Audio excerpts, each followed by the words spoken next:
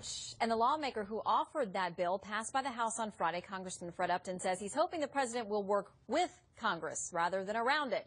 39 Democrats supported that bill, by the way, and the White House says the president will veto it if it gets to his desk. Of course, there's no guarantee that Senate Majority Leader Harry Reid's ever going to let it get to the floor in the Senate. Let's talk about it with Congressman Upton, who joins us now live. Thanks for coming in today. Hey, thanks, Shannon. Good to see you. All right, I want to start by reading some reaction from the Minority Leader, Nancy Pelosi, saying today that it was a political maneuver. She calls it dangerous. She says it's made the situation worse and certainly is not a fix. Your response? A number of different things. First of all, you can't go anywhere. Church today, grocery store, veterans events, all the things that we did. There wasn't a time when someone didn't come up to any of us, Republican or Democrat, and say, do you all know what's going on out there? We're getting these cancellation notices. We had almost 100 members earlier on the House floor share with C-SPAN the specific stories. It's not working. And until we introduced this bill, I introduced the bill less than 2 weeks ago, had 150 co-sponsors. It was figured out that we were probably going to get about 300 votes for it, and that then caused the president to act. They weren't going to do anything. They were going to let all these folks, in essence, get run over by the bus. All these policies were going to get canceled.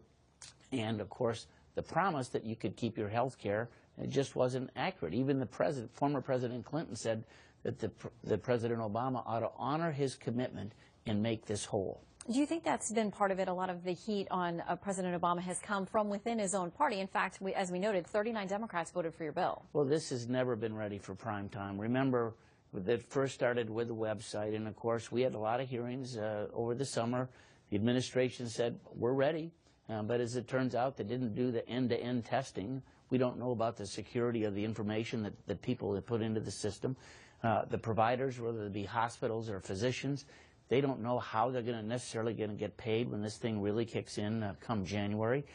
Plans, not only the individual plans are being canceled, but a lot of small business plans are being canceled too. We're just seeing one wave after another just prove that this thing is not ready, and people are worried. All right, so the White House says essentially the president would veto this if it ever got to him, because it not only allows people to keep their plans that were canceled, but it would allow new people to enroll in these plans they consider substandard. They don't have all the bells and whistles. So we know if it gets there, if Harry Reid allows it to a vote on the Senate floor and gets to the president, it's a no-go on that reason. Let me ask you this. There are those who are asking questions about what this would do, maybe delay for a year or two, some of the real tough teeth of the law and the real part of complying with it, and why Republicans would want to do that past the 2014 midterm elections. Well, a couple of things. This is real-life experience for folks. They've got their own health care needs. They're seeing these premiums jump maybe as much as 200, 300, 400%. They're seeing their deductibles increase in the thousands of dollars. We really didn't want to be political on this whole thing. We wanted to provide relief for people who are screaming for help, and knowing that, in fact, hey, in 5, 6 weeks, this thing now starts. And so we thought that the earliest that we could actually show we had a bill, and again, before the president acted, most pundits were saying we're going to have as many as 300 votes for this. That's pretty bipartisan.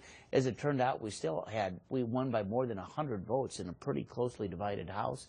And, you know, great credit to Speaker Boehner and Majority Leader Cantor, who literally in 5 or 6 legislative days from the day that it was introduced, brought it to the House floor, put pressure on the Senate, put pressure on the administration to try and do something.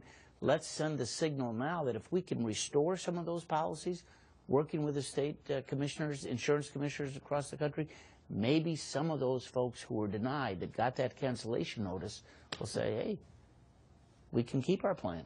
Wasn't that the promise? Does it delay the inevitable, though, just sort of kicks it down the road a little bit further, and then we find ourselves in the same situation a year or two from now? You know, there are so many problems with this, and that's what happens when you shove something down the throat of, in essence, any type of bipartisanship in the House. Remember, it passed by 1 vote in the Senate, a handful of votes in the House, not a single Republican vote out there.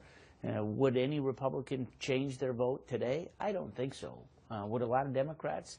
You know, I don't think maybe they would have sold. I don't think it would have passed had they really not thought or said that you could keep your health care plan.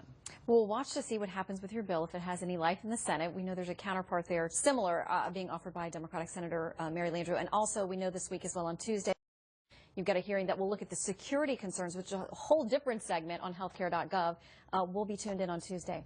Thanks. Thanks for coming in.